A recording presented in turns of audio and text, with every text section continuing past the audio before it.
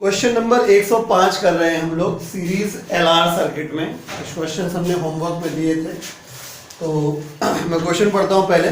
Question number 105 मेरी sheet में, ये नूतन का क्वेश्चन है। लिखा है an alternating EMF of 110 volt is applied to a circuit containing a resistance R of 80 ohm and an inductor L in series. The current is found to lag behind the supply voltage by an angle phi is equal to tan inverse 3/4.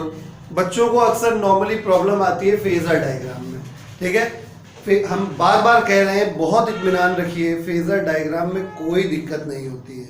आप बस एक बार थोड़ी सी हिम्मत करिए कि हम phasor diagram draw करेंगे।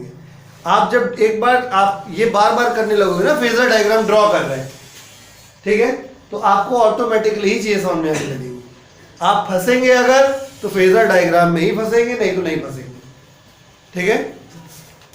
तो आगे है सवाल, find the number 1 inductive reactance, number 2 impedance of the circuit, number 3 current flowing in the circuit, number 4 if the inductor has a coefficient of self inductance of 0.1 Henry, what is the frequency of the applied EMF? और ये इत्तेफाक से ISC year 2014 का numerical है, ठीक है। मतलब आप समझ सकते हैं कि ऐसा सवाल आपके बोर्ड एग्जाम में आता है, ठीक है। चलिए, बहुत आसान है। Question number 105, an alternating EMF of 110 volt. एक बात कॉमन सेंस की है कि E R M S equal to कितना बेटा, 110 वोल्ट, ठीक है। डायरेक्ट वोल्टेज अगर दिया है तो ई आर एम एस, ठीक।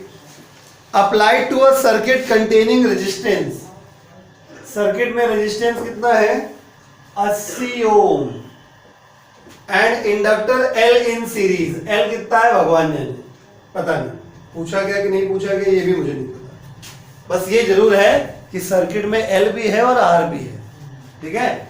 इसके बारे में जानकारी नहीं है, इट इज अननोन, नहीं बताया गया है। क्वेश्चन मार्क का मतलब ये हो जाता है कि निकालना है, अननोन है, निकालना है नहीं निकालना है बाद में देखा जाएगा, ठीक है। तो यानी एक बात तो तय हो गई कि क्वेश्चन सीरीज एलआर सर्किट का है, ठीक है। यानी कंसीडर द सिचुएशन, आपकी केवल संतुष्टि के लिए डायग्राम बना रहा हूं। एल यानी कॉइल हो गई और आर मतलब रेजिस्टेंस हो गया, एल आर सर्किट, और ये हो गया जूजू बाबा हमारा, ठीक है। चलिए, केवल आपकी संतुष्टि के लिए बनाया, अदरवाइज चाहिए नहीं था। बोला गया current lags behind the voltage by phi, अर्थात फेज दिया गया है, फेज डिफरेंस फाई नॉट। वैसे भी हम लोग पता है सीरीज एलआर सर्किट में करंट लैग करती है, नहीं पता क्या भाई, सीधी सी बात है। ये हो गया VL और ये हो गया VR, ये हो गया I, ये कैंसिल, ठीक है। यहां पे ऐसे बनाएंगे, ये V नेट, ये हो गया ऐसे बेटा, ये हो गया क्या, VR, ये VR हो गया, ये VL है तो सामने वाला भी क्या हो जाएगा, VL, और ये क्या हो जाएगा, V नेट। और आप देखिए V से I की तरफ एंगल ड्रॉ करते हैं तो क्या बना, क्लॉकवाइज बना, यानी ये माइनस का फेज होगा। माइनस मतलब क्लियर हो गया, करंट क्या कर रही है, लैग कर रही है, ठीक है। वो होती भी है, क्वेश्चन में भी लिखा है, दोनों चीजें बराबर हैं, ठीक है। अलग से वेरीफाई करने की जरूरत नहीं थी। मतलब ये क्वेश्चन में, ये क्वेश्चन की डिमांड नहीं कि आप माइनस में शो करो, वो तो मैंने आपको बता दिया कि सीरीज एलआर सर्किट में लैग करती ही है। अगला सर्किट कौन सा आएगा, सीरीज सीआर सर्किट, जब आगे पढ़ाएंगे तो उसमें लीड करेगी ही। होशियार बच्चे इस तरीके से दिमाग में छोटे छोटे फंडे बना लेते हैं, ठीक। मतलब कैपेसिटर में, प्योरली कैपेसिटर में लीड करती ही है, इससे से π/2 से याद है। प्योरली इंडक्टिव में लैग करती ही है, π/2 से याद है। प्योरली रेजिस्टिव सर्किट में इन फेज रहती है, φ0 होता है, याद है। अब सीरीज एलआर में लैग करती ही है, कितने से करेगी वो फेजर डायग्राम से निकलेगा। सीरीज सीआर सर्किट में लीड करेगी, लेकिन कितने से वो फेजर डायग्राम से निकलेगा। इसी प्रकार से एलसीआर का जब आएगा तब वो सिखा देंगे। ठीक, शुरू करें। चलिए, बहुत आसानी से हो जाएगा। फाई नॉट का वैल्यू tan इनवर्स 3/4 दे रखा है, तो इतना समझ लो कि tan फाई नॉट कितना हो गया 3/4। चलिए शुरुआत करते हैं, बिल्कुल टेंशन नहीं देंगे हम आपको। पहला सवाल, इंडक्टिव रिएक्टेंस निकालना है, यानी एक्सएल निकालना है। ठीक, अब देखो लोचा हो गया, जो फॉर्मूला रट्टा मार के आया उसकी ऐसी तैसी हो गई क्वेश्चन में। XL equal to omega L होता है या 2πfl होता है। ठीक है, एफ का और ओमेगा का नामो निशान नहीं है, और एल का भी आता पता नहीं है। इस हमारी रक्षा कौन करेगा? Phasor diagram. समझे? ओके, तो अब आपको क्या निकालना है? एक्सएल। एक्सएल किसके अंदर छुपा है? इसके अंदर। देखो वीएल का मतलब होता है आई एक्सएल, और वीआर का मतलब क्या होता है? I R. ठीक है, तो देखो आई से आई कट जाएगा जब tan निकालेंगे। आई से एक्सएल निकालना है, आर दिया गया, व्यवस्था हो गई। नहीं समझे? अगर तुम tan फाई नॉट यहां लिखो, because tan phi naught is equal to perpendicular, कितना हो जाएगा? VL अपॉन बेस कितना हो गया? VR। Therefore tan phi naught is equal to VL का मतलब IXL और VR का मतलब II लुडेस। tan phi naught is equal to XL upon R। कुछ रट्टू पोपट होते हैं, भी याद कर लेते, कोई बात नहीं, मुझे उनसे कोई दिक्कत नहीं है। tan phi naught equal to 3/4 क्वेश्चन में गिवन है, एक्सएल निकालना है, आर गिवन है, एक्सएल इक्वल टू कितना हो गया? 60 ओम आ गया। Impedance of the circuit Z निकालना है। जेड का फॉर्मूला क्या होता है? √r square plus XL minus XC का होल। कौन सा आइटम नहीं है? हटा दिए। ठीक, z निकालना है, r मतलब 80 का स्क्वायर, xl मतलब 60 का स्क्वायर। आफ्टर सुपरफास्ट कैलकुलेशन 100 आ गया। समझ गए? Third part, current flowing in the circuit. IRMS इसका मतलब, सिंपली करंट बोला है तो IRMS। इसका मसीहा कौन? Ohm's law. ठीक, क्या होता है ohms law? ERMS IRMS into Z। ERMS कितना? 110। IRMS कितना? निकालना है। और Z कितना? 100। अभी भी निकाला, लेटेस्ट ताजा ताजा। IRMS equal to ampere. ठीक, चौथा, if the inductor has coefficient of self inductance 0.1 Henry, what is the frequency of applied EMF?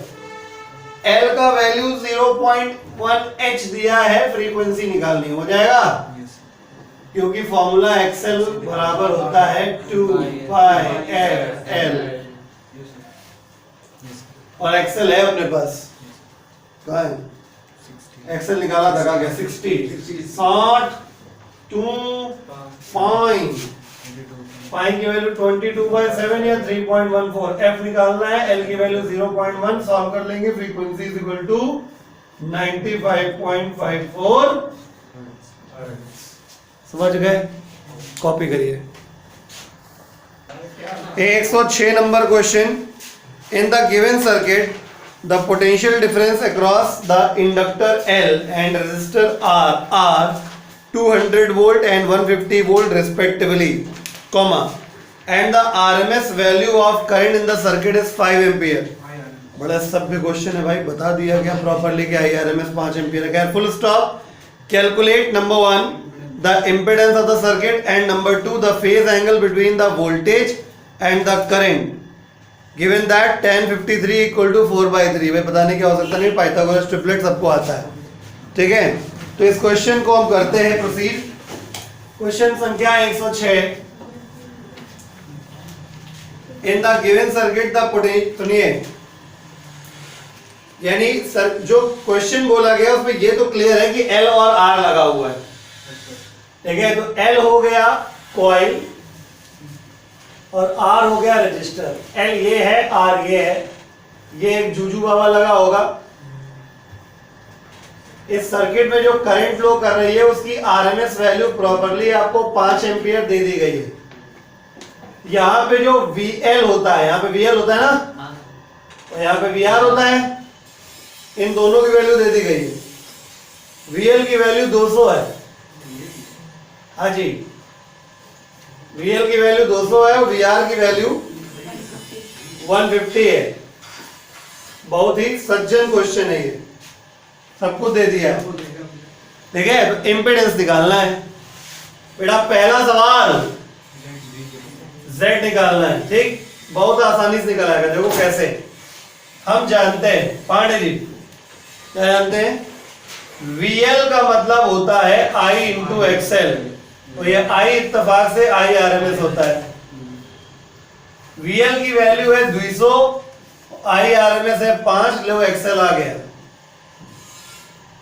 XL is equal to 40 ओम, ठीक। चलो इसी प्रकार से VR क्या होता है, IR। I क्या है, I RMS। VR कितना है 150, I RMS कितना है 5, R आ जाएगा 5 3 15 30, R इक्वल टू कितना हो गया 30 ओम। अब मुझे नहीं लगता आपको दिक्कत होनी चाहिए Z निकालते हैं। Z बराबर under root R square plus XL का स्क्वायर हो जाएगा ना, R XL माइनस XC का होल स्क्वायर, XC का एक तो XL का स्क्वायर। वैल्यू धरधरा दें, चलो वैल्यू धरधरा देते हैं। R कितना 30 का स्क्वायर, XL कितना 40 का स्क्वायर, तो Z बराबर कितना 50 आएगा। Z का वैल्यू 50, ठीक है। इसके बाद अगला पार्ट है phase angle between the current. Phase angle का काम फेजर डायग्राम में करेगा, उसके अलावा कोई ऑप्शन नहीं है। फेजर डायग्राम भी कैसे बनता है अब याद आ गया होगा। फाई नॉट निकालना है, चलो हम फेजर डायग्राम बना देते हैं। ये VR है, ये VL है,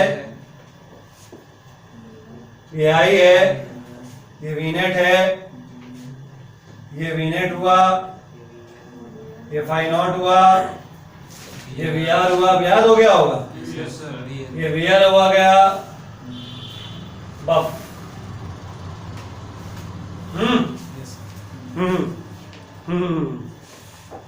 ठीक, क्या दिया गया है, अरे रुको सबर रखो, tan 53 डिग्री दिया हुआ है। अच्छा फाई नॉट निकालना है, कुछ भी निकाल लो, सब कुछ तो है व्यवस्था तुम्हारे पास, कुछ भी कर लो, ठीक है। चलो अच्छा 10 से निकाल लेते, 10 phi naught is equal to VL upon VR। VL मतलब IXL, VR मतलब IR। I से I लो, सब जरूरी नहीं बार बार आप ये ऐसे लिखो, आप डायरेक्टली भी लिख सकते हो, directly 10 phi equal to XL upon R लिख सकते हो, कोई जरूरी नहीं होता है, ठीक है। 10 फाई नॉट, XL कितना 40, R कितना 4/3 आ गया। क्वेश्चन में दिया है तुम्हें कि 4/3 जो है 53 डिग्री है, ये tan 53 का वैल्यू है। तो फाई नॉट इक्वल टू कितना हो गया 53 डिग्री, समझ गए। Copy please. Question number 127, question पढ़ता हूं।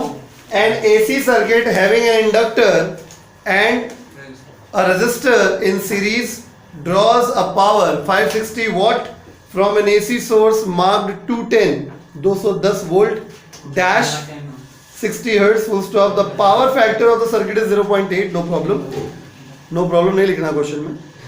Full stop. Calculate the impedance of the circuit and the inductance of the inductor. Very easy question.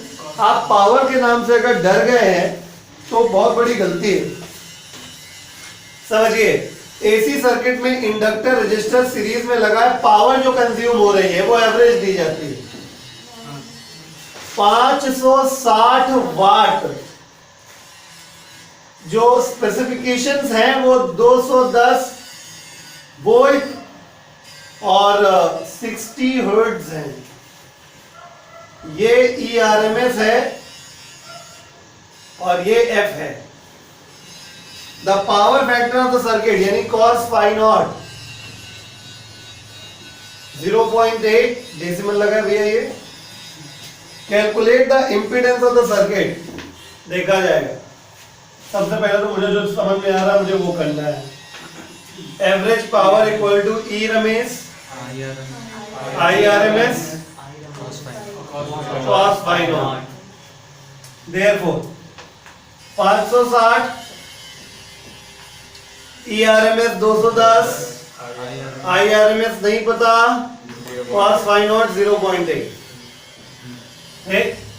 IRMS कितना आ गया 10/3 एम्पियर. ठीक, IRMS नहीं पूछा गया था ना तो हमने ऐसे लिख लिया. कौन सा नंबर घटेगा इसका. ठीक है, calculate the impedance. Ohms law लगा लो, बढ़िया बढ़िया मौका दिख रहा है. ERMS भी है IRMS भी है, ओम्स लॉ लगा लो, सीधे जेड आ जाएगा, है ना. वो बाकी तुम कुछ कर भी नहीं सकते क्योंकि जेड का जो फॉर्मूला है √r² प्लस एक्सएल का, उसमें कुछ व्यवस्था ही नहीं तुम्हारे पास इस क्वेश्चन में. ठीक, तो आपको मल्टी डायमेंशनल होकर सोचना पड़ेगा. तो ERMS equal to IRMS into Z. ERMS 210 IRMS 10/3 और Z बराबर 3-6 ओम. समझ गए. क्लियर. ये है ना. हाँ ठीक है. उसके बाद 63 ओम आ गया. उसके बाद इंडक्टेंस ऑफ इंडक्टर जेड है. और कुछ है क्या इस क्वेश्चन में.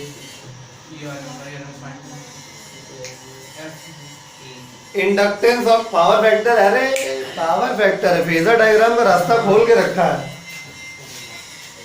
और क्या, पावर फैक्टर दिया मतलब फेजर डायग्राम का भी रास्ता खुला है. ठीक है. हाँ, फेजर डायग्राम को ऐसे बनना है जैसे कद्दू लोग की धनिया मिर्चा हो. बिल्कुल ऐसे ही बनाना चाहिए आपको. ठीक है. आप अगर फेजर डायग्राम बनाने में सोचेंगे अरे यार कौन बनाए कौन जहमत करे तो उसी जगह फंस जाओगे.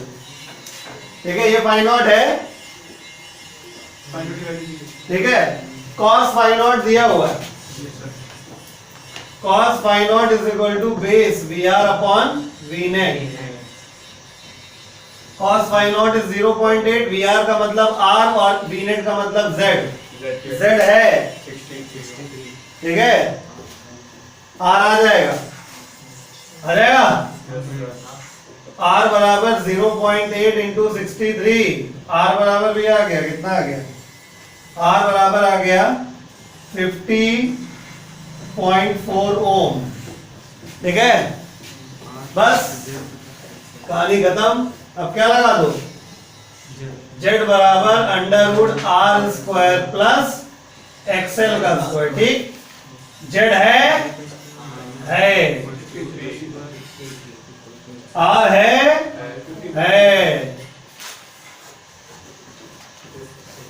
XL है. XL नहीं निकालना है, क्या निकालना है. L निकालना है. तो 2πfL लगा दो. F तो है ना. 2πfL हो जाएगा. कर लोगे. डायरेक्ट लिख दूं. L is equal to 0.099 henry यानी तकरीबन 0.1 हेनरी. डेसिमल लगा दें. वीडियो वालों को डेसिमल नहीं दिखाई देता.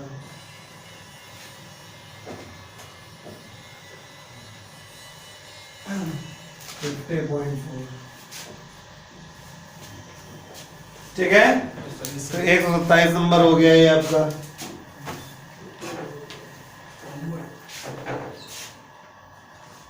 ये choke coil, CHOKE, choke coil. Choke coil क्या होता है? अब कॉइल है तो ऑब्वियसली इतना तो सेंस तुरंत दिमाग में आता है कि अच्छा कॉइल है तो मतलब ये चीज है कॉइल, है ना। अब कॉइल बना किससे है? तार से। कॉइल ऐसा तो है नहीं कि कुछ अनोखी चीज होती है। कॉइल क्या होती है? किसी चीज में तार को जब वाइंड कर देते तो वही चीज कॉइल बन जाती है। यानी अगर हम टेक्निकली इसको समझें तो ये जो कॉइल है वो बेसिकली अपने आप में स्वयं एक इंडक्टर भी है और वायर से बने होने के कारण इसमें अपना खुद का कुछ ना कुछ रेजिस्टेंस भी होगा। नहीं समझे? मतलब ये कि अगर आपको कोई कॉइल बताई जा रही है, तो उस कॉइल में अगर वो आइडियल कॉइल है तो उसका आप रेजिस्टेंस 0 मान लीजिए, उसमें सिर्फ क्या है? इंडक्टेंस है। लेकिन अगर कॉइल आइडियल नहीं है, ठीक है, तो उस कॉइल में हमको क्या मानना पड़ता है कि उसमें एक इंडक्टर भी है और उसमें एक रेजिस्टर भी है। हम कंफ्यूज नहीं करना चाहते, हम डायरेक्ट बात करते हैं। एक्चुअली ये होता है कि क्वेश्चन में अगर किसी कॉइल का सिर्फ L बताया गया है तो उस जगह पता है हम लोग क्या करते हैं? उस जगह हम लोग एक्चुअली में उसका रेजिस्टेंस कर देते हैं इग्नोर। जैसे अभी तक हम लोग जो क्वेश्चन लगाए तो उसमें क्या कह दिया गया? एक कॉइल है जिसका इंडक्टेंस 0.3 हेनरी है। तो बेसिकली क्या हो गया? क्वेश्चन में हमने उस कॉइल का रेजिस्टेंस क्या कर दिया? इग्नोर कर दिया। मैं फिर से रिकॉल करता हूँ, क्या था क्वेश्चन में? कह दिया कि एक सर्किट में एक 10 ओम का रेजिस्टेंस लगाया गया है और एक 0.3 हेनरी कॉइल लगा दी गई। तो फिर कॉइल में भी तो थोड़ा बहुत रेजिस्टेंस होगा ना अपना, ठीक है। तो उसको इग्नोर कर दिया गया। इग्नोर कर दिया गया मतलब कॉइल को क्या मान लिया गया? आइडियल मान लिया गया, ठीक है। तो ऐसी ही आइडियल कॉइल्स को हम लोग कहते हैं चोक कॉइल। आई बात समझ में? यानी ऐसी कॉइल जिनमें इंडक्टेंस बहुत ज्यादा होता है लेकिन उनका रेजिस्टेंस बहुत कम होता है, लगभग नेग्लिजिबल होता है, ऐसी कॉइल्स को क्या कहते हैं? चोक कॉइल कहते हैं। बात समझ में आ गई? यानी हाई इंडक्टेंस और वेरी निग्लिजिबल, वेरी स्मॉल और negligible resistance coils are called choke coil, ठीक है। तो शुरुआत से बात बताते हैं फिर से, ठीक है। कोई भी बेटा कॉइल होगी वो तार को लपेट लपेट के बनाई जाती है, तो जो वाइंडिंग होती है उसको कॉइल कह देते हैं, ठीक है, ओके। लेकिन वो वाइंडिंग जो है वो बनी तो तार से ही है, ठीक है। यानी उसमें ना चाहते हुए भी परमानेंटली थोड़ा बहुत रेजिस्टेंस रहता है। आई बात समझ में? क्लियर है? इस वजह से, ठीक है, हम ये कह रहे थे कि एक कॉइल अपने आप में खुद से ही एक प्रकार का सीरीज LR सर्किट बन जाता है, ठीक है। लेकिन अगर क्वेश्चन में इशारा ना किया जाए तो आप हमेशा क्या करते हैं? कॉइल के रेजिस्टेंस को नेग्लेक्ट कर देते हैं, ठीक है। इसी वजह से जब जब कॉइल के बारे में जिक्र किया जाता है इस चैप्टर में तो केवल कॉइल का इंडक्टेंस बता दिया जाता है, कॉइल का रेजिस्टेंस नहीं बताया जाता। मतलब मैं फैक्ट बता रहा हूँ आपको, ठीक है, क्योंकि अभी एक आध क्वेश्चन ऐसा आएगा जिसमें हमें कॉइल का रेजिस्टेंस निकालना पड़ जाएगा। अभी हम कराएंगे आपको क्वेश्चन, ठीक है, मतलब आगे कराएंगे, अभी तुरंत नहीं करा रहे। बात समझ रहे हैं? ठीक, क्लियर हो गया? तो अगर हमारे पास कोई ऐसी कॉइल मिल जाए जिसमें इंडक्टेंस बहुत ज्यादा हो लेकिन रेजिस्टेंस उसका क्या हो जाए? नेग्लिजिबल हो जाए, ऐसी कॉइल को हम लोग क्या कहते हैं? Choke coil. अच्छा, और समझिएगा ध्यान से माय डियर, बहुत मतलब केवल एनालिसिस करने वाली बात आप खुद ही समझ जाओ। देखो भाई, अगर हम एक्सेल निकालें तो एक्सेल की वैल्यू बहुत ज्यादा हो जाएगी किससे? R से। भाई ये जो ऑब्स्ट्रक्शन क्रिएट करेगा उसे भाई देखो, एक्सेल क्या होता है? XL is omega into L. L हम कह रहे हैं बहुत ज्यादा, और जिस बहुत ज्यादा वैल्यू में और ओमेगा और क्या हो गया? मल्टीप्लाई हो गया, तो ये और ज्यादा हो गया। तो एक्सएल की वैल्यू आर के कंपैरिजन बहुत ज्यादा हो जाएगी, ठीक है। अगर मैं आई से मल्टीप्लाई कर दूं तो I XL is more than I R. I XL क्या होता है? वीएल होता है। आई आर क्या होता है? वीआर होता है। मतलब मोर का साइन बता देंगे, ठीक।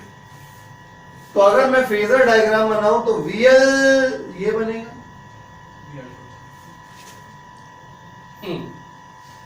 ये है वीआर फेजर डायग्राम, है ना। अभी समझिएगा, अभी हम आपको बहुत कुछ मतलब खेल में ही पता चल जाएगा। तो अगर हम वी नेट बनाएंगे तो पैरेललोग्राम कैसे बनेगा? इतना बड़ा फर्री पैरेललोग्राम बनेगा। क्लियर? अब अगर मैं रिजल्टेंट निकालूं, मान लो ऐसे है, अब ये ना करा मन डोले मेरा तन डोले हो रहा है।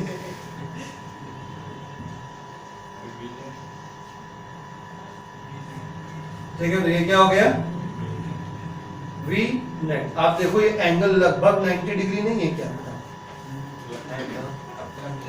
है क्लियर? यानी चोक कॉइल में शुरुआत से क्या चल रहा है? चोक कॉइल, ऐसी कॉइल जिसका ऐसी मतलब चोक कॉइल क्या होती है? चोक कॉइल क्या बेसिकली कोई भी कॉइल ऐसी होती है जिसमें एल भी होता है आर भी होता है, लेकिन ऐसी कॉइल बना दी जाए जिसका एल बहुत ज्यादा हो और आर बहुत कम हो, उसको हम चोक कॉइल कह देते हैं। ऐसा होने से क्या हो जाता है? कॉइल का जो इंडक्टिव रिएक्टेंस होता है वो रेजिस्टेंस के कंपैरिजन में बहुत ज्यादा हो जाता है, जिससे क्या होता है? जब करंट फ्लो करती है तो वीएल बहुत ज्यादा हो जाता है वीआर से।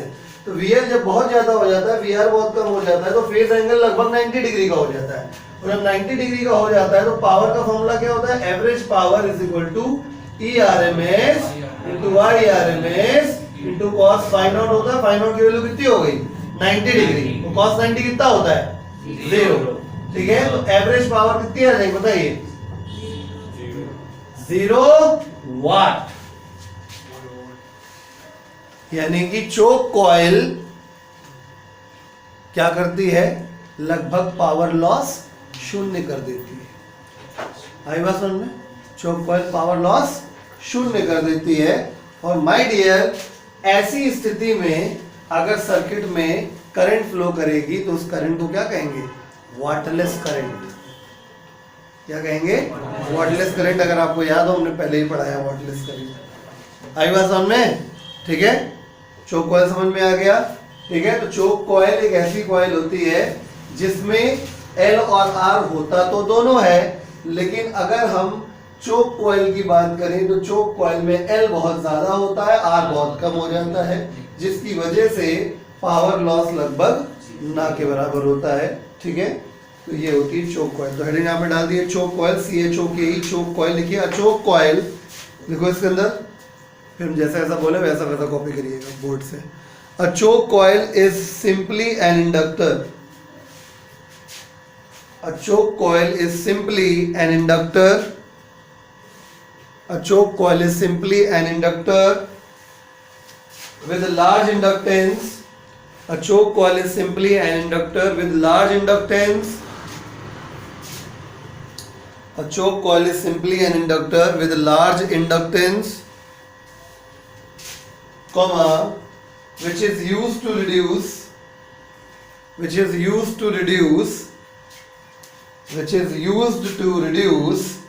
current in AC circuits. Choke coil tube lights वगैरह में आपने देखी होंगी, पुराने जमाने की ट्यूबलाइट्स अभी भी हमारे यहाँ जो लगी हुई है बोर्ड के ऊपर, उसमें चोक कॉइल लगा हुआ है। ये देखिए साबुन की बट्टी ऐसा लगा हुआ है ना। तो ये चोक कॉइल का काम क्या है? एक्चुअली ट्यूबलाइट को चलने के लिए करंट की कम जरूरत होती है। ठीक है, और हमें जो करंट मिलती है सप्लाई से वो ज्यादा मिलती है, तो हमें क्या करना पड़ता है? करंट को कम करना पड़ता है। ठीक है, तो हमें करंट भी कम हो जाए और पावर का ज्यादा लॉस भी ना हो, ताकि बिजली का बिल भी हमारा उतना ज्यादा ना हो। आई बात समझ में? तो इस प्रकार का काम करने का काम किसका है? चोक कॉइल का। चोक कॉइल सर्किट में करंट को रिड्यूस कर देती है। समझ में आ गया कि नहीं आ गया? ट्यूबलाइट को चलने के लिए कम करंट चाहिए, राइट? इस करंट को कम करने के लिए हम क्या लगाएंगे, चोक कॉइल लगाएंगे। ठीक है, तो इसमें दो बातें हो जाएंगी, क्या, करंट कम भी हो जाएगी और पावर का लॉस भी नहीं होगा। आई बात समझ में? तो इसीलिए मैं लिखवा रहा हूं, फिर से बोल रहा हूं, a choke coil is simply an inductor with large inductance, comma, which is used to reduce current in AC circuits without much loss of energy, without much loss of energy, without much loss of energy। ठीक है, star बना के next line से लिखिए, a choke coil is a coil, a choke coil is a coil of high inductance, of high self inductance, a choke coil is a coil of high self inductance and low resistance। ठीक है, head डालिए principle, choke coil का principle फटाफट लिखो।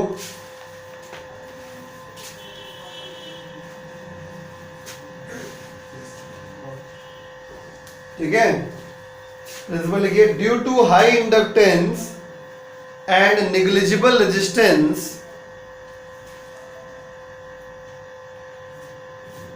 Due to high inductance and negligible resistance,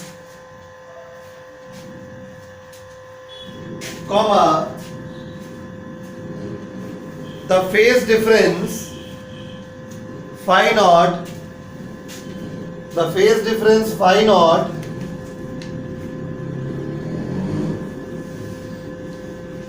remains approximately pi by 2 radian.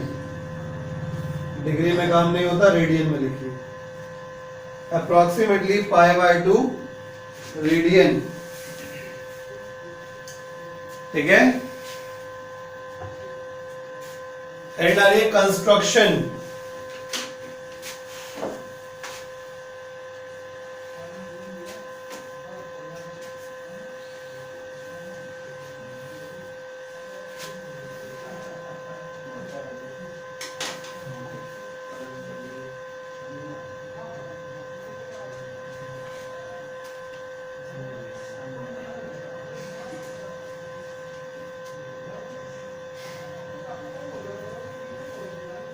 कुल मिला के चोक coil में हमें एल ज्यादा चाहिए और आर कम चाहिए। एल का फॉर्मूला अगर आपको याद हो तो अच्छी बात है, ये हमारा जूजू बाबा, ये कॉइल हमने बनाई है। ठीक है, अगर ये चोक कॉइल है तो इसका एल ज्यादा होना चाहिए, राइट। एल का फॉर्मूला याद करो, हमने बताया था मुन्ना, याद आया? तो आप लॉजिक लगा लीजिए, अगर तुम्हें एल बहुत ज्यादा चाहिए तो पहली चीज म्यू नॉट, म्यू बढ़ाना पड़ेगा, यानी बीच में तुम्हें यहां कोई ऐसा मटेरियल डालना पड़ेगा कोर में जिसका म्यू ज्यादा होता हो, वो है सॉफ्ट आयरन। आई बात समझ में? तो इस कोर में हमें क्या डालना पड़ेगा, सॉफ्ट आयरन। ये बढ़ा दिया। एन है क्या, नंबर ऑफ टर्न्स। ठीक है, तो सॉफ्ट आयरन का क्या, म्यू आर, रिलेटिव परमिटिविटी ज्यादा होता है। ये यहां पे हमने क्या शो किया, नंबर ऑफ टर्न्स को, नंबर ऑफ टर्न्स यानी कि एन, एन को भी क्या होना चाहिए, ज्यादा से ज्यादा होना चाहिए। ठीक है, ये है कॉइल का area of cross section, area of cross section, area of cross section A, ये भी क्या होना चाहिए, ज्यादा होना चाहिए। और एल, ये है एल, कॉइल की लेंथ, ये क्या होनी चाहिए, कम। ठीक है, तो यहां लिख दे रहा हूं, लेंथ ऑफ कॉइल एल, ये कम होनी चाहिए। समझ गए? तो चोक कॉइल के कंस्ट्रक्शन में हमें सॉफ्ट आयरन के ऊपर, हाँ अब और एक चीज, क्या चाहिए, रेजिस्टेंस कम से कम चाहिए, तो तार मोटा लगाना पड़ेगा, मोटे तार का रेजिस्टेंस कम होना है, ठीक है। और कौन सा लगाएंगे, थिक कॉपर वायर, तो कॉपर का रेजिस्टेंस भी कम होता है, तो थिक कॉपर वायर। समझ में आया, ये है कंस्ट्रक्शन, ठीक है। केवल इस चीज को ध्यान में रखते हुए, इस चीज को ध्यान में रखते हुए कंस्ट्रक्शन अपने आप समझ में आ गया हमें, ठीक है। एक चोक कॉइल में सॉफ्ट आयरन के कोर के ऊपर कॉपर के मोटे तार को लपेटा जाता है, एरिया ऑफ क्रॉस सेक्शन ज्यादा से ज्यादा, ठीक है, और नंबर ऑफ टर्न्स ज्यादा से ज्यादा रखे जाते हैं और लेंथ कम से कम रखी जाती है, ठीक है।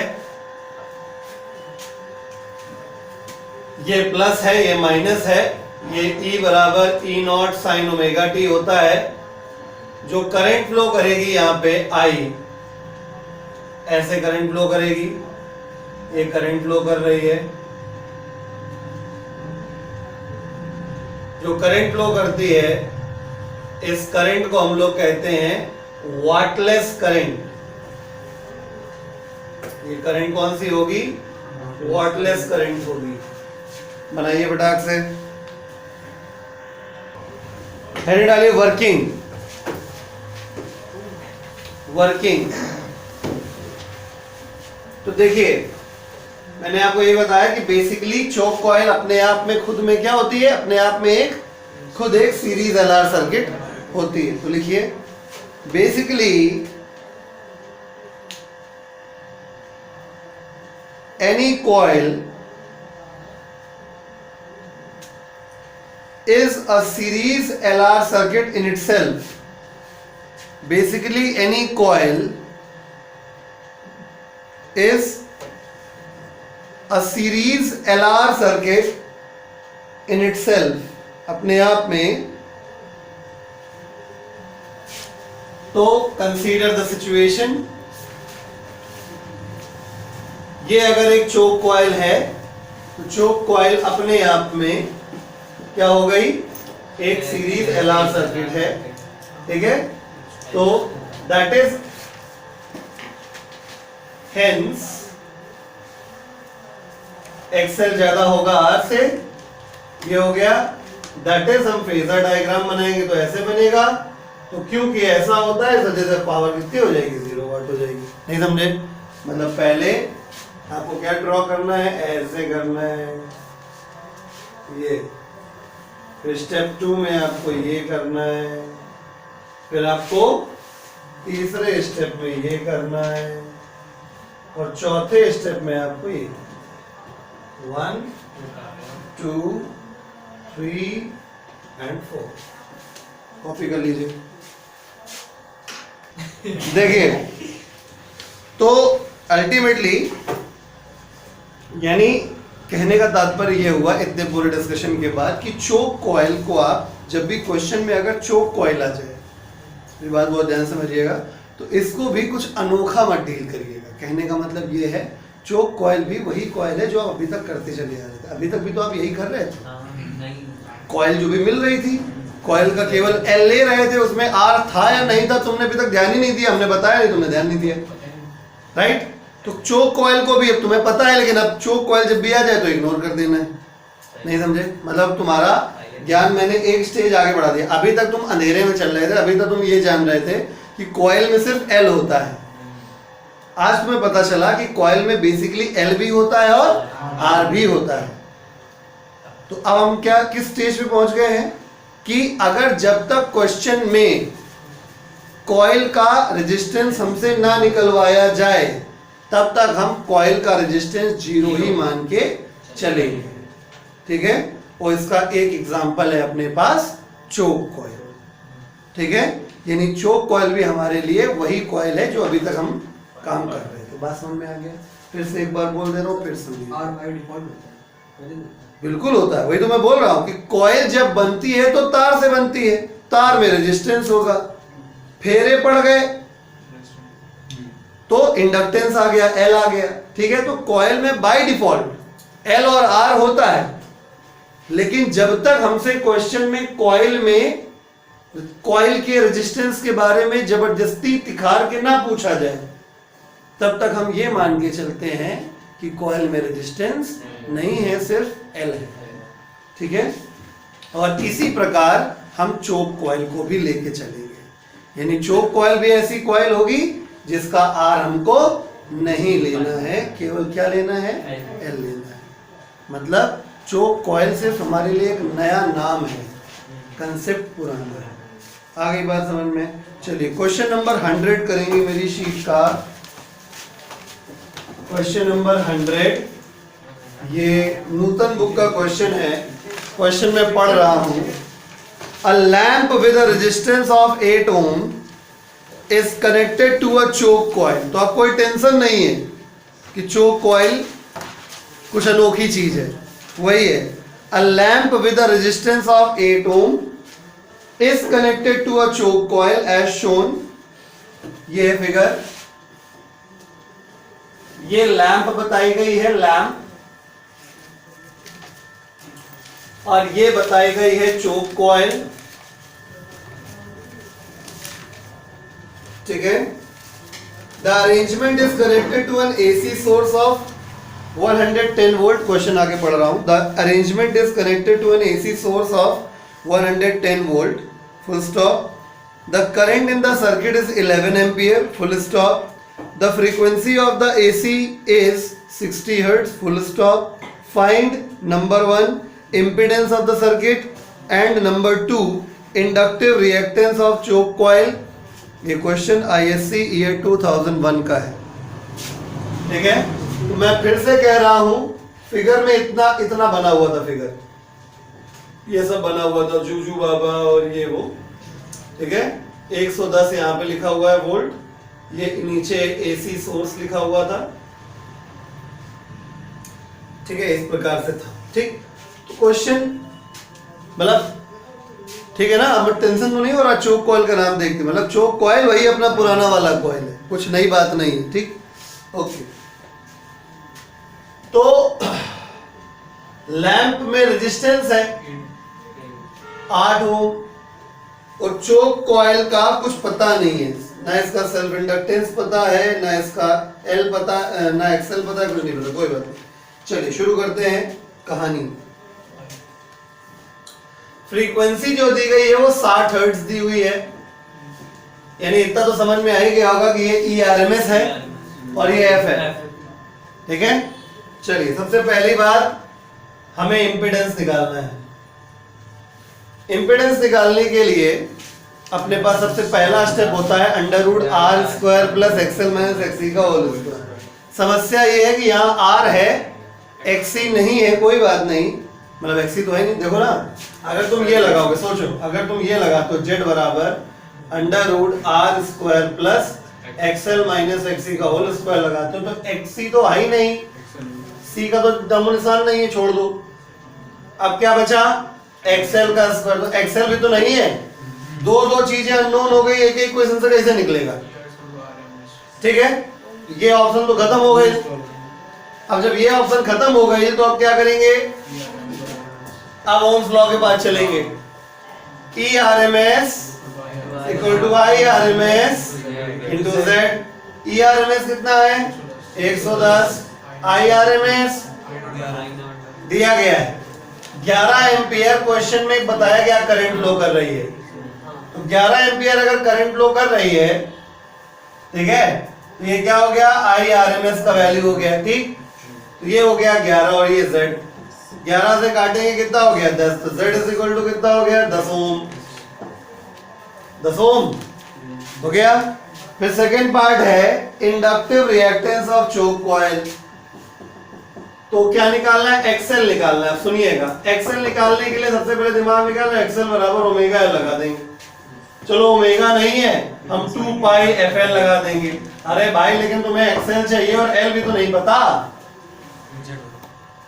राइट? नहीं पता, तो इसका मतलब मुझे चाल बदलनी पड़ेगी। नहीं, जेड आ गया ना, व्यवस्था बन जाएगी तुम्हारी। फेजर डायग्राम पे बिल्कुल आखिरी में जाओ, जेड बराबर under root R square plus XL minus XC का होल स्क्वायर। आप चाहे तो फेजर डायग्राम पे जा सकते हैं, आंसर आ जाएगा। ठीक है, लेकिन एक्सी है नहीं इस सर्किट में, सी लगा कहीं नहीं लगा, तो ठीक है हम सी गैप कर देते हैं। आर स्क्वायर प्लस एक्सएल का स्क्वायर, ठीक है। जेड का है 10, आर कितना है 8 का स्क्वायर, और ये एक्सएल का स्क्वायर हो जाएगा। ठीक, कर लोगे सॉल्व। एक्सएल बराबर आ जाएगा 6 ओम। आई बात समझ में? कॉपी कर लीजिए। अभी तक हम लोगों ने चाहे चोक कॉइल हो या अभी तक जितने भी हमने लोगों ने क्वेश्चन में कॉइल को कंसीडर किया है, उसमें हम लोगों ने क्या मान के चला है कि कॉइल में सेल्फ इंडक्टेंस के अलावा रेजिस्टेंस नहीं होता। अब एक दो सवाल हम आपको ऐसे कराने जा रहे हैं जिसमें कॉइल के अंदर रेजिस्टेंस, मतलब ये थोड़ा सा एक्सक्लूसिव केस है। ठीक है, आईएससी में ईयर 2005-2011 में क्वेश्चन आए हुए हैं, मतलब आप बात समझ रहे हैं। ठीक है, तो अभी तक हम लोगों ने कॉइल जो जितना भी सॉल्व किया, कॉइल में हमने हमेशा ये मान के चले कि केवल एल है, आर नहीं है। अब आपको सीक्वेंस में 3 सवाल हम ऐसे कराने जा रहे हैं, ठीक है, जिसमें कॉइल के अंदर एल भी है और आर भी है। तो इनको क्वेश्चन लगाने के बाद आपको इस तरीके के क्वेश्चन का भी आइडिया हो जाएगा कि कॉइल के अंदर का रेजिस्टेंस कब हमें लेना होता है। ठीक है, अभी तो हमने ऐसे क्वेश्चन लिए जिसमें कॉइल के अंदर का रेजिस्टेंस लेने की जरूरत ही नहीं पड़ी। ठीक है, लेकिन ऐसा क्या आ जाएगा आपके सामने कि आपको दिमाग लगाना पड़ जाएगा कि नहीं, कॉइल के अंदर का रेजिस्टेंस भी यहाँ कंसीडर करना है। अभी तक निगलेक्ट कर रहे हैं, अब करना है। ठीक है, हाँ, तो तिवारी जी ने सही बात कही कि या तो पूछ लेगा या तो कहीं ना कहीं से कोई ना कोई ऐसा इशारा होगा क्वेश्चन में जिसमें ये क्लियर हो जाएगा कि कॉइल में भी रेजिस्टेंस है, उसको निगलेक्ट नहीं करना है। उस समय फिर क्या होगा, कॉइल अपने आप क्या बन जाएगी, सीरीज एलआर सर्किट बन जाएगी, क्योंकि कॉइल में ही रेजिस्टेंस है, कॉइल में ही इंडक्टेंस है। ठीक है, तो चलिए क्वेश्चन नंबर 107। ठीक है, 2 ही सवाल में आपको आइडिया लग जाएगा। ठीक है, तीसरा तो करना ही है, होमवर्क में दे देंगे। 107 नंबर क्वेश्चन में पढ़ता हूं, सुनिएगा। A current of 4 ampere flows in a coil when connected to 12 volt DC. 12 volt DC source. ठीक है? If the same coil is connected to a 12 volt dash 8 hertz AC source, comma, a current of 2.4 ampere flows in the coil. Calculate the inductance of the coil. तो यही है पहचान। ठीक है, देखो पहले कॉइल को जोड़ा गया किसमें, डीसी में। तो जब कॉइल को तुम डीसी में जोड़ोगे तो कॉइल का कौन सा नेचर सामने आएगा, कॉइल फिर जब, सुनिए, कॉइल को जब डीसी में जोड़ा जाता है ना, तो कॉइल का रेजिस्टेंस ही, मतलब सॉरी, इंडक्टेंस जो होता है वो वर्कआउट नहीं करता। याद करिए, हमने पढ़ाया था आपको कि जब चेंज होती हुई करंट फ्लो होती है कॉइल से, तभी तो सेल्फ इंडक्टेंस होता है। तो तुम क्या जोड़ रहे हो, कॉइल में एक डीसी जोड़ रहे हो, डायरेक्ट करंट, तो करंट चेंज होगी नहीं, तो सेल्फ इंडक्टेंस आएगा नहीं, यानी कॉइल का क्या बचेगा, सिर्फ वहां पे रेजिस्टेंस। नहीं समझे? मतलब अगर आपने एक कॉइल को एक डीसी सोर्स से जोड़ा तो ये कॉइल सिंपली एक रेजिस्टेंस की तरह बिहेव करेगी। बात समझ में आ गई? ठीक, बात समझ में आ गया? तो इस जगह पे हम लोग क्या लगा देंगे, V is equal to I R, ohm's law लगा के निकाल लेंगे। समझिए, हम बोलते हैं, क्वेश्चन मैंने पढ़ दिया, ये आईएससी ईयर 2005-2011 का क्वेश्चन है। हाँ जी, देखिए, तो क्वेश्चन में क्या कहा गया, a current of 4 ampere flows, 4 ampere की करंट फ्लो करती है। क्वेश्चन नंबर 107 है मेरी शीट में। 4 एम्पियर करंट फ्लो करती है जब वो 12 वोल्ट की एक बैटरी से कनेक्ट करते हैं, यानी ईएमएफ बैटरी का 12 वोल्ट है। तो समझ गए ना? तो ये कॉइल तुमने जोड़ी थी, तो मैंने क्या बताया कि जब डीसी सोर्स से कॉइल जुड़ती है तो इस कॉइल का जो एल होता है वो लुडिस हो जाता है। ठीक है भाई, हर कॉइल में क्या होता है, एल होता है और आर होता है, लेकिन डीसी सोर्स के जुड़े होने से एल खत्म हो जाता है, केवल क्या बचता है, आर बचता है तो मैंने आर बना दिया। ईएमएफ है 12 वोल्ट, करंट जो है वो है 4 एम्पियर, तो फॉर्मूला क्या लगा दो, V is equal to I R, या current drawn from the battery का फॉर्मूला जो जानते हैं हम लोग, E equivalent upon small r equivalent plus capital R equivalent, याद है? अरे ना लगाओ इक्विवेलेंट यार तुम, I बराबर E upon small r plus capital R लगाओ, ठीक। तो बैटरी से निकलने वाला करंट 4, ईएमएफ कितना 12, बैटरी के अंदर इंटरनल रेजिस्टेंस है क्या, नहीं, ठीक है, और कैपिटल R कितना है वो निकालना है हमको, ठीक। तो 4 3 12, R की वैल्यू कितनी हो गई, 3 ओम, ठीक। अब सुनो आगे, नाउ ये हुआ स्टेप 1, हम नहीं कर रहे हैं, ये क्वेश्चन में बोला मैं वैसे करता जा रहा हूं। स्टेप 2, अब क्या हुआ कि इसी कॉइल को उन्होंने एक एसी सोर्स में ठोक दिया, जूजू बाबा, 12 वोल्ट डैश 8 हर्ट्ज। तो अब जो करंट फ्लो हुई है वो IRMS होगी पक्का, बोलो। तो अब इसमें L और R दोनों जिंदा हो जाएंगे, ठीक है, क्योंकि कॉइल में रेजिस्टेंस है ये तो तय हो गया। यानी ऐसे सवाल ऐसे ही आते हैं, अगर कॉइल के अंदर का रेजिस्टेंस तुमसे निकलवाया जाएगा डीसी लगा के तो समझ जाना फिर ये ऐसे ही होगा। नहीं समझे? अभी तक हम लोग जितने सवाल कर रहे थे उसमें कॉइल का रेजिस्टेंस नहीं था, बेकार अलग से एक रेजिस्टेंस जोड़ दिया जाए तो जोड़ दिया जाए। लेकिन अब इस क्वेश्चन में क्या हो रहा है, कॉइल के अंदर का रेजिस्टेंस ही तुम्हारे सामने निकाल के धर दिया गया। यानी कि अब जब तुम कॉइल को सही तरीके से बनाओ तो इसको एक क्या बना दो, सीरीज LR सर्किट बना दो। नहीं समझे बात को?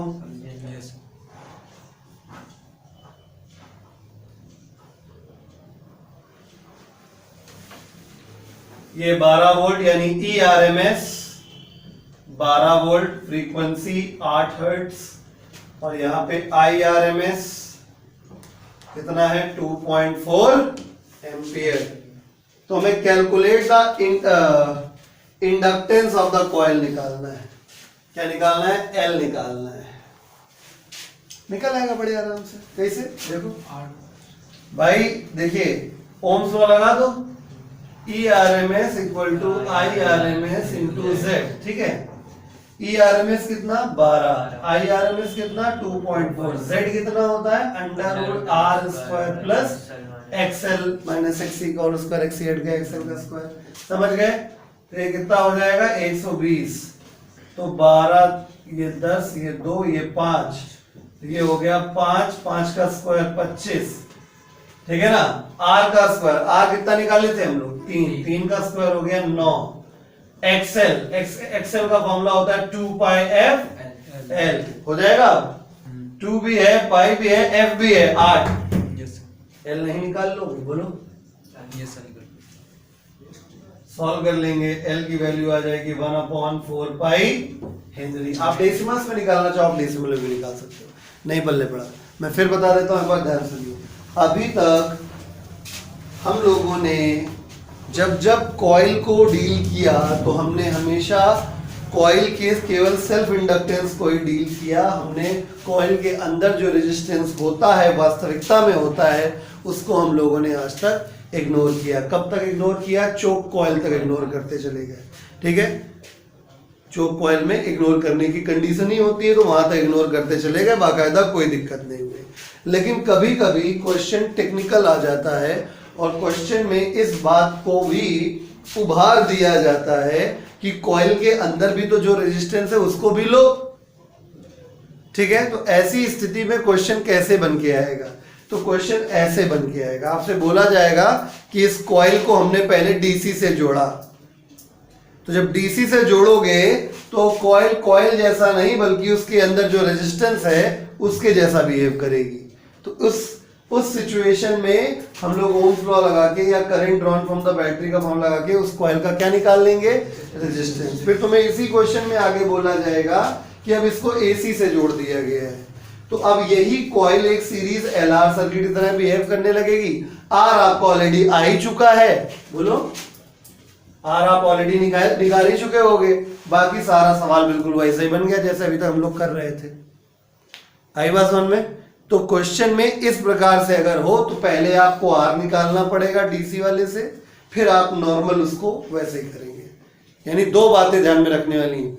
डीसी में जब कनेक्ट करेंगे तो कॉइल का आर निकलेगा। दूसरी बात, जब एसी से कनेक्ट करेंगे तो वो कॉइल अकेले कॉइल की तरह नहीं बल्कि एक सीरीज एलआर सर्किट की तरह बिहेव करेगी। फिर हिसाब किताब उसके हिसाब से चलेगा। आई बात समझ में? कॉपी करिए। चलिए question number 111। A student connects along air cooled coil of magnet wire to a 100 volt DC source and records a current of 1.5 ampere when the same coil is connected across 100 volt dash 50 hertz AC source, comma the current reduces to 1 ampere. Full stop. Y. Calculate the reactance of the coil. XL निकालना है। तो जैसा कि हमने कहा था कि अगर आपको ऐसा क्वेश्चन मिलेगा तो इसमें यही तरीका है कि पहले इसको डीसी सोर्स से जोड़ा जाएगा। एक बउआ ने कनेक्ट कर दिया है air cold coil of magnet, बाढ़ में जाए उसे क्या मतलब काय की कॉइल बनी हुई 100 वोल्ट डीसी सोर्स से जोड़ा गया, यानी ईएमएफ कितना दे दिया गया 100 वोल्ट। ठीक है। Records a current of 1.5 ampere. देखो 1.5 एम्पियर का करंट हो गया। ठीक है, यानी 1.5 एम्पियर करंट हो गई और वोल्टेज हो गया 100 वोल्ट। फॉर्मूला लगाएंगे तो ये क्या करंट हो गई 1.5, ईएमएफ हो गया 100, ये आर निकालेंगे तो आर की वैल्यू आ जाएगी 66.67 ओम आ जाएगा। फिर अगले स्टेप पे इसी कॉइल को जोड़ा गया किससे, बातचीत नगरोडा मान लिया गया आपको, एक एसी सोर्स से जोड़ा गया जिसका वोल्टेज कितना था 100 वोल्ट और कितने हर्ट्ज 50 हर्ट्ज। ठीक है, तो ये अपने आप खुद में एक सीरीज एलआर सर्किट बन गया। ये आर हमारा हो गया 66.67 ओम। तो ईआरएमएस हमारा हो गया 100 वोल्ट, फ्रीक्वेंसी हो गई 50 हर्ट्ज और आईआरएमएस हो गया 1.0 एम्पियर। फॉर्मूला लगा देंगे ERMS equal to IRMS into Z. ERMS की वैल्यू 100, आईआरएमएस की वैल्यू 1.0, जेड का मतलब आर स्क्वायर प्लस एक्सएल का स्क्वायर। इसमें अच्छी बात है कि एक्सएल ही निकालना था, तो ये फॉर्मूला लगाने की जरूरत नहीं है। ठीक है, तो कितना हो जाएगा 10 की पावर 4, आर का स्क्वायर 66.67 का स्क्वायर प्लस एक्सएल का स्क्वायर। सॉल्व कर लेंगे, एक्सएल बराबर 74.53 ओम। समझ गए? क्लियर? तो इसमें एक क्वेश्चन पूछा गया था, current reduces to 1 ampere. Obviously जब यहां पे केवल एक ही ऑब्स्ट्रक्शन था आर, तब करंट तुम्हारा 1.5 था, और जब तुमने ऐसे जोड़ दिया तो ये दोनों आइटम काम करने लगे, दोनों अपना अपना ऑब्स्ट्रक्शन क्रिएट करेंगे, तो करंट की वैल्यू पहले से कम हो जाएगी, तो 1.5 से 1 हो गई। ठीक है, आज के लिए इतना ही। हम लोग पढ़ना है सीरीज सीआर सर्किट। तो हेडिंग डाल दीजिए एनालिटिकल स्टडी ऑफ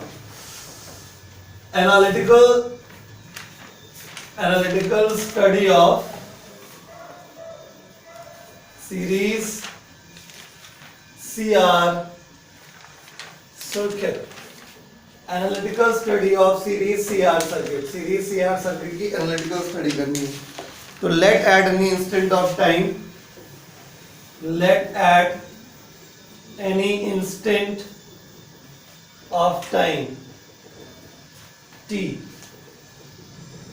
क्या देखें कि सीआर सर्किट है, यानी एक कैपेसिटर लगा हुआ, एक रेजिस्टर लगा हुआ। ये हो गया C, ये हो गया R, ये एक जूजू बाबा लगा है। ठीक है, जूजू बाबा की equation E is equal to E naught sine omega t होती है। ये प्लस हो जाएगा, ये माइनस हो जाएगा, करंट फ्लो करने लगेगा, करंट ऐसे जाएगा, करंट ऐसे जाएगा, करंट ऐसे जाएगा, करंट ऐसे जाएगा, करंट ऐसे जाएगा और ये लौट के आ जाएगा। यहाँ जो पोटेंशियल आएगा उसे VC कहा जाएगा और यहाँ जो पोटेंशियल आएगा उसे VR कहा जाएगा। ठीक है, अच्छा तो मेन बात क्या है, सब कुछ तो पढ़ा चुका हूँ, फॉर्मूला वार्मूले सब पढ़ा चुका। मेन चीज़ क्या है, फेजर डायग्राम। बस फेजर डायग्राम समझ लो, बाकी ठीक है। तो अब बनाने जा रहे हैं इसका फेजर डायग्राम। फेजर डायग्राम क्या होता है सबको पता है। फेजर डायग्राम ऊपर VL होता है, नीचे VC होता है, ये VR होता है और ये होता है I। ये गायब कर दें, L है नहीं, ये हटा दो। ये हो गया इसका फेजर डायग्राम। ठीक है, अब फेजर डायग्राम सॉल्व कैसे होगा वो आप बहुत अच्छे से जानते हैं, तो अलग कलर से बना दें। ठीक है, वीनेट कैसे निकालेंगे। ठीक है, चलो तो क्या करते हैं हम लोग, इसके पैरेलल एक डॉट डॉट लाइन, इसके पैरेलल एक और डॉट डॉट लाइन और यहाँ पे वीनेट, जिसको हम ERMS भी कहते हैं। ठीक है, वीनेट से I की तरफ एक एंगल ड्रॉ किया जाएगा जो कि एंटी क्लॉकवाइज सेंस होगा। ये anti clockwise sense positive angle होता है। ठीक है, यानी इसका मतलब यहाँ पे क्या हो रहा है, current is leading, current lead कर रही है। ठीक है, तो यहां से एक पॉइंट निकल के आएगा, करंट लीड्स द EMF। ठीक है, अब रह गई बात काहे की, estimation of phase angle. Phase angle कैसे एस्टिमेट कर पाएंगे, बस वही सीखना। बाय द वे उसमें अब सीखने जैसा कुछ रह नहीं गया है, फिर भी स्टिल मैं बता देता हूं। अब है एस्टिमेशन ऑफ फेज एंगल। ठीक है, चलिए तो we know that phasor diagram कैसे बनेगा। यहाँ पे ये VR वाला ब्रांच होगा, ये I वाला, ये VC वाला। ठीक है, तो ये बेटा क्या हो जाएगा, इसके पैरेलल ये डॉट डॉट, इसके पैरेलल ये डॉट डॉट, ये वीनेट हो जाता है, इसको ERMS कहते हैं।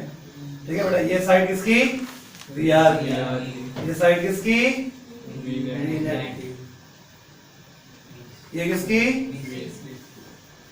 ये VC तो सामने वाली VC। ठीक है, ये वाला एंगल फाइ। ठीक है, तो इसको निकालना है गणित लगा के। तो हमें यहाँ पे फेज एंगल निकालना है।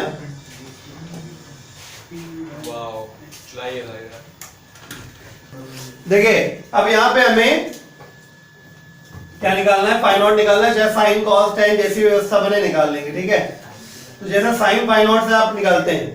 ठीक है, तो साइन फाइ नॉट परपेंडिकुलर यानी VC अपॉन हाइपोटेन्यूज कितना हो गया, वीनेट। VC का फॉर्मूला बताओ, IXC, वीनेट का IZ, I से I कैंसिल।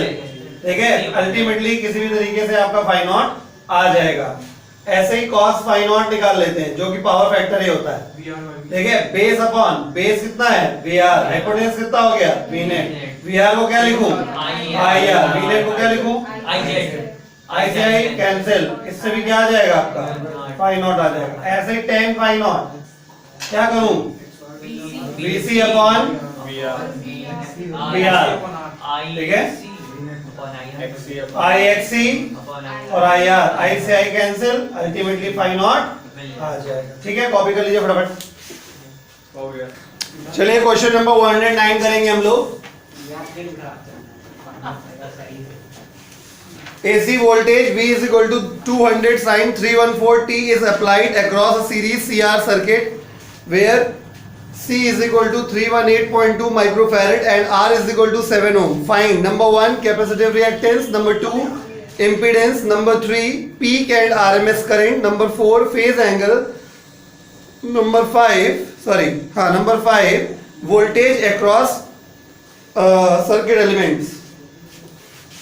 देखिए सबसे पहली बात मैंने आपको सिखाया कि कभी भी आपको इक्वेशन दी जाए तो कंपेयर सबसे पहले करना चाहिए। 200 साइन 314 टी, ठीक है, तो लिखेंगे on comparing V is equal to इतना दिया है, हम लोग V ना लिख के E लिखते हैं। ठीक है, कोई दिक्कत नहीं। ऑन कंपेयरिंग दिस, क्योंकि बोर्ड एग्जाम में भी आपको अलाउड रहता है कि अगर आप सिंबल बदलना चाहें तो आप बदल सकते हो। ठीक है, क्योंकि बच्चे अलग अलग बुक से पढ़ते हैं, किसी बुक में E चलता है, किसी बुक में V चलता है, कोई दिक्कत नहीं है।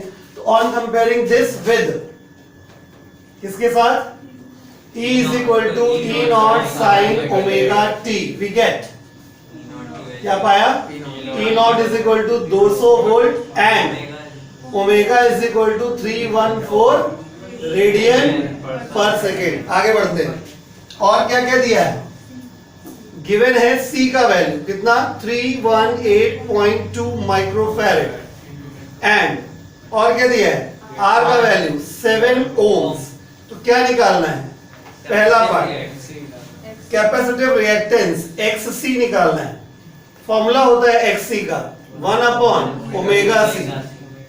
XC बराबर ओमेगा की वैल्यू 314 और C का वैल्यू 318.2 गुणे 10 की घात -6। XC का वैल्यू अल्टीमेटली सॉल्व होके 10 ओम आ जाएगा। XC के बाद इंपीडेंस निकालना था, Z कहते हैं इसको।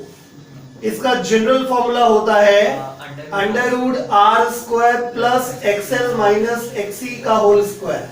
क्योंकि XL है नहीं तो आप इसको हटा सकते हो, माइनस XC का स्क्वायर होगा तो भी प्लस ही हो जाएगा, यानी अल्टीमेटली ये बचेगा क्या सिर्फ XC का स्क्वायर। ठीक है, Z is equal to √R²। R की वैल्यू कितनी है 7 का स्क्वायर। ठीक है, XC का वैल्यू कितना हुआ 10, तो 149 का अंडर रूट आएगा 12.2 ओम।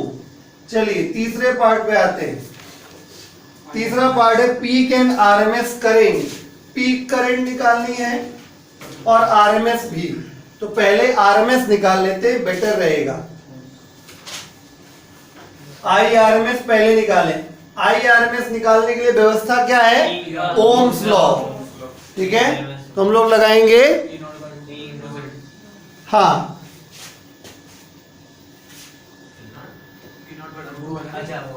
ठीक है, फॉर्मूला होता है ERMS equal to IRMS into Z। ERMS पता है नहीं पता छोड़ो, तो E0 बाय √2। E0 तो पता है। ठीक है, IRMS निकालना है और Z हम लोग निकाल चुके हैं 12.2। ठीक है, बोलो यहां से IRMS सॉल्व होके आ जाएगा 11.6 एम्पियर। इसी प्रकार से I0 भी तो निकालना था। IRMS आ चुका है I0 बाय √2। IRMS आ गया है 11.6। I0 चाहिए, √2 की वैल्यू 1.414 होती है, सॉल्व कर लेंगे।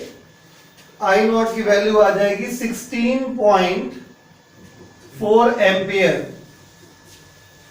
उसके बाद फेज एंगल, इसका उपचार सिर्फ फेजर डायग्राम के पास ही मौजूद है। ठीक है, तो फेजर डायग्राम बना दिया जाए।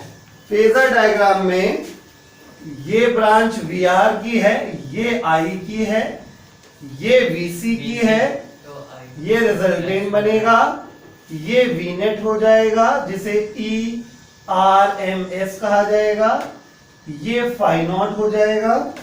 और अपने पास देखिए व्यवस्था है, सारी व्यवस्थाएं हैं। तो हम लोग एक काम करते हैं, R है अपने पास है, XC है, लो XC भी है, 10 लगा दो, क्या दिक्कत है, कुछ भी लगा दो, सबसे हो जाएगा। ठीक है, मेरे पास 10 से सॉल्व कराया रखा है तो मैं 10 से करा दे रहा हूं। ठीक है, तो 10 phi naught is equal to कितना हो जाएगा परपेंडिकुलर, यानी VC अपॉन बेस कितना VR। तो 10 phi naught is equal to VC क्या हो गया IXC, और ये कितना हो गया IR। I से I क्या हो गया cancel. 10 phi naught is equal to XC है 10 और ये हो गया R। तो फाई नॉट बराबर 10 इनवर्स 10/7 जो होता है वो 1.428 होता है। CBSE वालों के लिए तो वैसे यही आंसर है, लेकिन ISC वालों के लिए ये बनेगा 55 degree. Point to be noted, degree में आंसर नहीं दिया जाएगा, आप इसको 55 इंटू π/180 कर देंगे तो ये आंसर आपका रेडियन में लिखा जाएगा। ये है CBSE वालों का आंसर। ठीक है, वैसे अगर नेचुरल लॉग, नेचुरल टैन की टेबल देखनी है आपको, अगर आ जाए और आपके गणित वाले गुरुजी आपको सिखा दें तो it will be better for you. ठीक है, क्योंकि आपके पास सीबीएसई में अधिकार होता है कि आप टेबल मांग सकते हैं। ठीक है, log table, natural sine, natural cos, ये आप मांग सकते हैं। ठीक है, अब सर्किट एलिमेंट के अक्रॉस पोटेंशियल डिफरेंस निकालना है, मतलब कौन कौन सा, VC और VR निकालना है। तो VC निकालना है अगर, तो फॉर्मूला सबको पता है, VC बराबर क्या होता है, I इंटू XC होता है। और I बेसिकली क्या होता है, RMS होता है। ठीक है, तो VC बराबर I RMS कितना निकला था, 11.6 और XC कितना है 10। तो VC बराबर 116 वोल्ट और VR बराबर IR, I कौन सा, RMS, I RMS कितना 11.6, R कितना 7, तो VR बराबर कहाँ गया 81.2 volt after super fast calculation. Copy कर लीजिए। क्वेश्चन नंबर 110 कर रहे हैं हम लोग। An alternating RMS current of 1.5 milli ampere and angular frequency omega is equal to 100 radian per second flows through a 10 kilo ohm resistor and a 0.50 microfarad capacitor in series. Calculate the RMS voltage across the capacitor and the impedance of the circuit. जो दिया गया है हम उस पे आते हैं। 110 number, RMS current IRMS, इसकी वैल्यू 1.5 मिली एम्पियर, यानी कि 1.5 into 10 to the power minus 3 ampere. उसके बाद angular frequency omega 100 radian per second. उसके बाद flows through a 10 kilo ohm resistor, resistance की वैल्यू 10 किलो ओम, स्मॉल के अगर लगा है तो किलो है, इसका मतलब 10 into 10 to the power plus 3 ohm. समझ रहे, मिली 10 टू पावर माइनस 3 होता है, किलो 10 टू पावर प्लस 3 होता है। इसका मतलब ये 10 to the power 4, 10 to the power 4 ohm हो गया। ठीक है, कैपेसिटर कितना दिया हुआ, कैपेसिटेंस 0.50 माइक्रो फैरेड, यानी 0.50 into 10 to the power minus 6 farad होता है। ठीक है, calculate the RMS voltage, ERMS निकालना है, sorry RMS voltage across capacitor. ठीक है, तो VC निकालना है और इंपीडेंस निकालना है। सबसे पहली बात, आप एक काम करिए, आपका R तो है ही है, XC निकाल लेते हैं सबसे पहले। XC is equal to 1 upon omega C होता है। ओमेगा का वैल्यू दिया हुआ है 100, C का value 0.50 into 10 to the power minus 6। Solve कर लेंगे, XC का value 2 into 10 to the power 4 ohm हो जाएगा। ठीक है, XC हो गया। अब Z आ जाएगा, Z is equal to under root R square plus मेरा इधर देखो पहले, XL माइनस XC का होल स्क्वायर होता है। क्योंकि L नहीं है तो 0 कर देंगे, तो 0 माइनस XC का स्क्वायर, इस कुल मिला के Z बराबर क्या बन गया, under root R square plus XC का स्क्वायर। ठीक है, उसके बाद आपका Z आ जाएगा R का स्क्वायर यानी 10 टू द पावर 4 का स्क्वायर, और XC कहाँ है 2 इंटू 10 टू द पावर 4 का होल स्क्वायर, तो under root 5 into 10 to the power 4 हो जाएगा। तो अल्टीमेटली सॉल्व हो के आ जाएगा कितना, 2.236 इंटू 10 टू द पावर 4 ओम। इसके बाद Z आ गया, VC निकालना है। VC का फॉर्मूला होता है IRMS इंटू XC। VC बराबर IRMS कितना है, दिया है 1.5 into 10 to the power minus 3, और XC कितना था 2 इंटू 10 टू द पावर 4। तो VC बराबर सॉल्व कर लेंगे 30 वोल्ट। समझ गए? कॉपी कर लीजिए। चलिए हम लोग क्वेश्चन नंबर 114 करेंगे, 114 करेंगे और इस क्वेश्चन को ध्यान से सुनिएगा। जिसके पास शीट है वो ध्यान से पढ़े। क्वेश्चन लेंदी नहीं है, क्वेश्चन टेक्निकल है, और जिसको ज्ञान होगा शुरुआत से वो इसको कर जरूर लेगा। ठीक है? क्वेश्चन है when an alternating voltage of 220 volt is applied across a device X, comma, a current of 0.5 ampere flows through the circuit and is in phase with the applied voltage. in phase को underline करिए।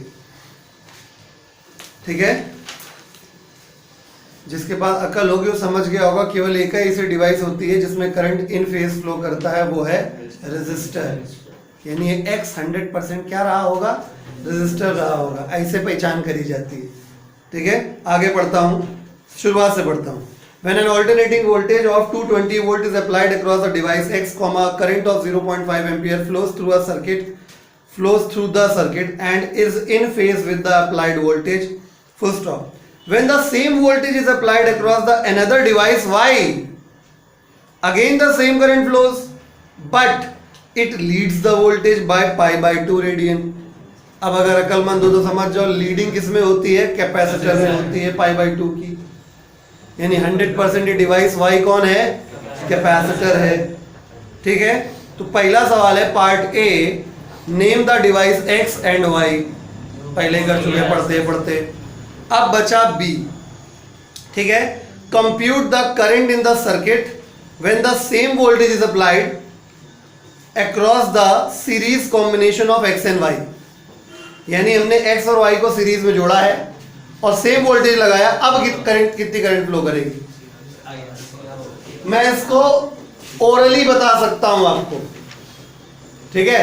लेकिन हम फिर भी इसको solve कर रहे हैं। लॉजिक है। सेकेंड पार्ट में बोला गया compute the current in the circuit, IRMS निकालनी है। ठीक है? जब X और Y को सीरीज में लगा दिया गया, X कौन? रेजिस्टर, C कौन? कैपेसिटर। सीरीज CR सर्किट में सेम वोल्टेज लगाया गया है। मैं समझाता हूं, ध्यान से देखिए। क्वेश्चन नंबर 114 मेरी शीट का है ये। ए पार्ट X डिवाइस है रेजिस्टर और Y डिवाइस है कैपेसिटर। जैसा जैसा क्वेश्चन में कहा गया मैं करता जा रहा हूं। ठीक है? स्टेज 1 पहले क्या किया गया? डिवाइस X यानी कि रेजिस्टर को लगाया गया एक ऑल्टरनेटिंग EMF सोर्स से। इसमें लगाने से हुआ क्या? जो करंट फ्लो करी IRMS वो 0.5 एम्पियर फ्लो करी। ठीक है? जो ERMS है वो 220 वोल्ट है। तो अगर मैं ओम्स लॉ लगा दूं,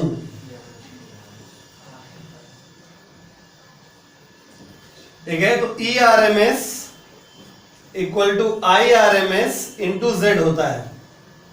ERMS 220 है, IRMS 0.5 है और Z का मतलब under root R square plus XL minus XC का होल स्क्वायर है। ठीक है? तो इस समय सर्किट में चाचा ना XL है ना XC है, इस समय केवल R है। तो ये पूरा गायब हो गया। तो under root of R square मतलब केवल R। नहीं समझे? ध्यान दिया करो। तो यानी कुल मिला के 220 बराबर अपॉन 0.5 बराबर R हो गया। तो R का वैल्यू सॉल्व हो गया, आ गया 440 ओम। ठीक? स्टेज 2 क्या किया गया कि अब उसी सोर्स से डिवाइस Y को जोड़ा गया। Y क्या था? कैपेसिटर था। डिवाइस वही, ERMS इसका 220 वोल्ट है और अब जो करंट फ्लो कर रही है वो अब भी 0.5 एम्पियर कर रही है। बताओ XC कितना होना चाहिए? बताओ XC कितना होना चाहिए? सेम होना चाहिए। XC और R का वैल्यू सेम होना चाहिए, क्योंकि जब ये जोड़ा जा रहा तब भी करंट उतनी है, और जब XC लग गया है तो भी करंट उतनी है। तो ये तो तभी संभव है ना जब ये भी उतना ही ऑब्स्ट्रक्शन क्रिएट करे जितना इसने किया। तो मैं सॉल्व करके दिखाई दे रहा हूं, देखना यही आ जाएगा। फिर से लगाते हैं क्या? By ERMS equal to IRMS into Z। ERMS 220, IRMS 0.5 सी है बस। और Z कितना है? Under root R square plus XL minus XC का होल स्क्वायर। तो ना R है इस समय, ना L है, केवल XC का स्क्वायर है, यानी केवल XC बचा, यानी फिर से आ गया 440 बराबर XC। कोई दिक्कत? ऐसा आना भी था। स्टेज 3। अब बोला गया कि दोनों जोड़ दिए गए, तो अब बताइए कि अगर वही सेम सोर्स से जोड़ा जाए, यानी वही सोर्स जिसका RMS कितना होता है? 220, ये R है C, तो अब बताइए अब करंट कितना फ्लो करेगा, ये सवाल है। समझे? फिर से by ohm's law,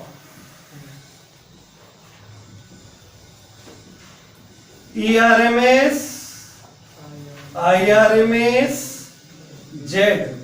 ERMS 220, IRMS